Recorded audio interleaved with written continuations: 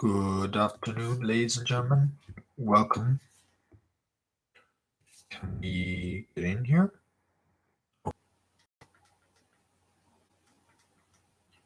Can we get in here?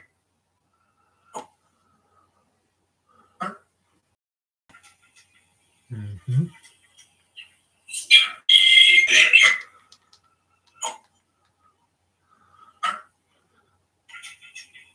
Mm-hmm.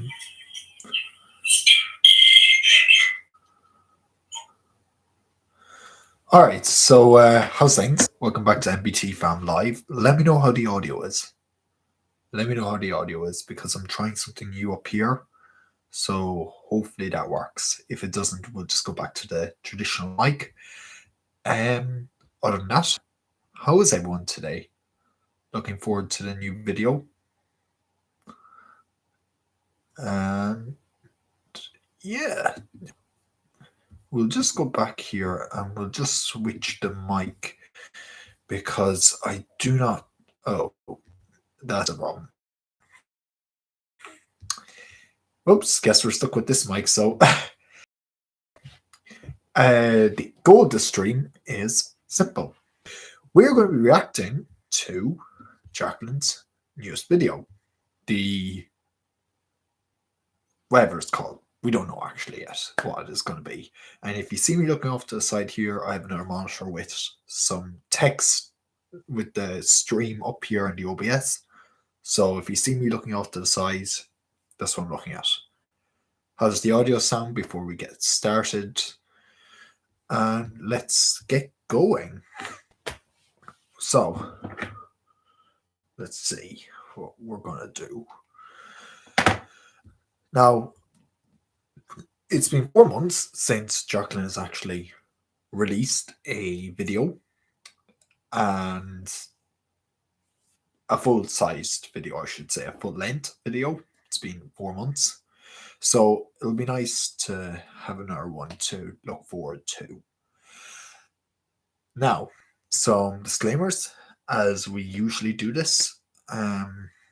We do not own the content that we are streaming in this video. And if you want to check it out yourself, of course, there will always be a link to it in the description. And without further ado, of course, Jacqueline does not get any ad revenue from this stream, so be sure to check out her stream as well, her video as well. Just leave a nice comment and tell her what you think of the video yourself, because it's great to have more videos to look forward to. Right, so let's switch over to this one. And you can hear me okay, and everyone is okay, because once the stream starts properly, I don't think I can even change the microphone now, so probably should be something I test beforehand, huh? Oh well, guess we're going to learn from our mistakes if we make any. So this is the channel page. We're just going to refresh since we're at half past. That's my notification to say that the video is out. Here we go. So this is the S22 Ultra. Does the launch of the 2 months later. And of course, we're going to be looking for hidden references and all that. So, of course, keep looking. And if you spy any hidden references, let me know in the comments there and we'll point them out. Of course, we have our AirPods case up there. S22 Ultra. I like the text. Also, a reference to our iPhone SE video, which is coming out this Sunday. It's just there, the iPhone SE. Tray. Death of the Note lineup. You can see sort of the new studio space in our apartment is sort of based off the old studio, the 2018 studio in a lot of ways. I really like the poster, the NBT style poster with all the logos. And is this phone even worth it for $1,200? Ooh. So the April logo did drop. And this is obviously a bit of an older video, so it's obviously been in the works for a while. So obviously we didn't get to see this logo in action. The addition of the S Pen, the boxy build, and the price point all help to make this compelling. Interesting comparison. Argument that the Note is dumb. But I actually don't think it's that simple, and we'll talk about that more soon. But first, is the phone even good? The build is great. The camera module definitely has. We have a little Pelican case for her SD cards, her iPhone SD box. And if we go back here a second, there's a GoPro, obviously. That more soon. But first, is also this is a really cool animation because it's it's just cool animation. The phone even good? The build is great. The camera module definitely has people Yeah, feeling all the types of lighting is ways. very I good think in it looks this. fine. The curved edges on the display lead to the same durability and accidental touch. Interesting how she's reusing using some of the old shots from the old studio. It's cool though. Ultra device, but the display is beautiful. 6.8 inches, 1440p AMOLED, high refresh rate, very reminiscent of the Note display. Oh, also, I know that battery life is something that a lot of people have been asking about. So it's a 5,000 milliamp hour fast charging battery. Reference to the digital dive, obviously. We also have a reference to the Holiday brand of coffee from Starbucks, and of course the mini Starbucks cup, because why not?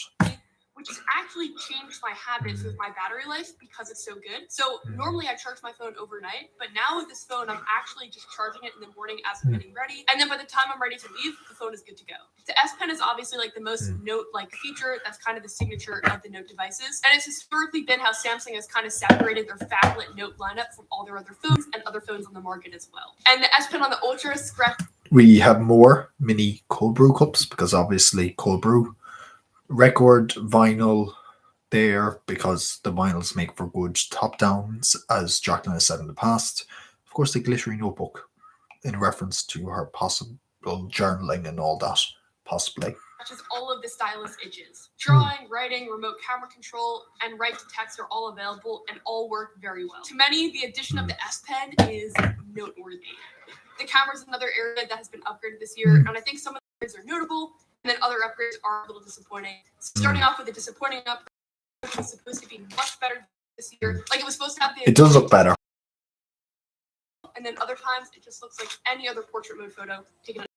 I'm not sold that it's doing anything significant here. 8K video, surprisingly little bit great. of a Starbucks reference, 4K possibly. Video, also great. They both still struggle with consistent exposure control, like when you move the frame a little bit. You can tell the COVID's going away now because we can get more outdoor shots, which is nice. Exposure kind of can jump, and the microphone quality isn't stellar either. But I think that the actual quality of the image is pretty great, and the stabilization is definitely better. It does sound good. Past photos are pretty. The autofocus is good in the video there. Great this year as well. Good color control, good sharpness, 2 telephoto lenses. So if you're really into zoom, this is the phone for you. Focus ranging is most phones. Keyboard reference. Keyboard maybe. If I take a photo on the market, as it should be, by the way, for like $1,200, right? Yeah, it's it impressive should be. and it's great, but it's not like I feel like they have to do that in order to compete with the other phones in the same price range. Also, this year, Samsung is really pushing this big partnership with Google Communication apps. So the phone comes with Duo as like the default video calling app. That's interesting. And some Duo exclusives, like the ability with other Samsung users to watch a YouTube video together via screen share. And it comes with RCS. That's something similar to the Apple FaceTime, obviously, integration. So good. Also, cold brew. Come on. It's cold brew. App, which allows you to have like better encryption, read receipts, the ability to send better video and photos. RCS. There's a short for that. Little stapler there. Software experience on the S22 top-down Ultra prop. is definitely really interesting because from a feature perspective, Cold brew, it is now obviously. one of the best experiences on Android. It has so many features. SD cards. But from a design perspective, while it uses Google's Material U, Android Police actually found that it uses like harsher colors than Google. So if you really prefer the pastel. Ooh, that's interesting. There's a record back here. Lover album cover. So obviously that's the vinyl record in that situation. Google, so if you really prefer the pastel look, you probably won't be too sold on this. But also I think just aesthetically, it doesn't look exactly like stock Android, which is my preference. But Pixels have been having software issues. OnePlus has kind of moved away from their core values in terms of like the software experience. And so Samsung's really in this perfect spot right now where they can capitalize on that and become like one of the best Android software experiences on the market. And I think that they definitely rose to the occasion. It's pretty consistent, it's pretty reliable, even if it's not aesthetically my favorite. Also, worth noting that I'm testing the Snapdragon model, and Exynos models in other countries are having other glitches. Like, for example, some users have been reporting screen glitching, but Samsung has confirmed that's a problem. Hopefully fix that bug on that model soon. But I do think that if you're going to be getting an Exynos model, you should definitely do a little bit more research because the experiences can be different. I'd like to add that that's not a good thing. Let me just get up on my soapbox here for a second. That's not a good idea. Just keep one consistent model. It'll make it easier to produce as well, you know. Anyways, back here. DeX. The S22 Ultra also has Samsung DeX again this year, which is, I think, an actually very underrated feature that people do not give enough credit to. It's a really cool feature. It basically lets you use your device on the go as like a workstation, and I think that's pretty dope. And the specs are so high-end in this phone that it works really well. And the specs being so high-end in this phone also makes it hard to imagine a Note coming out like 6 months from now that tops this phone in a very significant way. It's really cool that the text is coming up, you know, to really emphasize the point. Without cannibalizing on the sales. But the Note has so much brand equity. Like, Samsung for the last 10 years has been working on making the Note a household name. Like, I think when people think really high-end Android phone, a lot of people think Samsung Note. And so to give away that brand equity and kind of get rid of it feels dicey because the Ultra doesn't have that same level of like recognition and brand equity. MKBHD short reference. But maybe YouTubers like me talking about it will contribute to people associating the Ultra with the Note.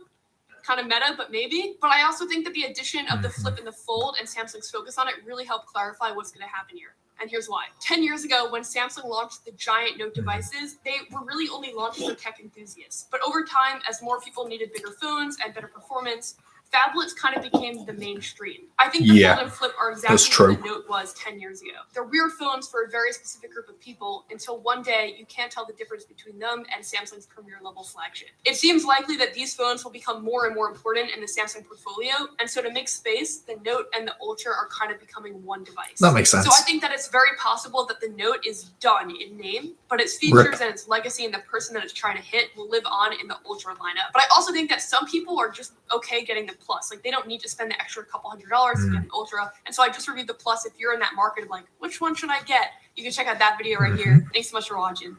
Bye. And there we go. That was the video. I thought that was great and really fun overall. Clearly a lot of work. Oops, falling off my seat. Don't want to fall off my seat on stream. Clearly a lot of work has gone into that video and it shows. So that's it. If you liked, go over to Jacqueline's video, give it a like, subscribe, let her know what you think. And yeah, peace.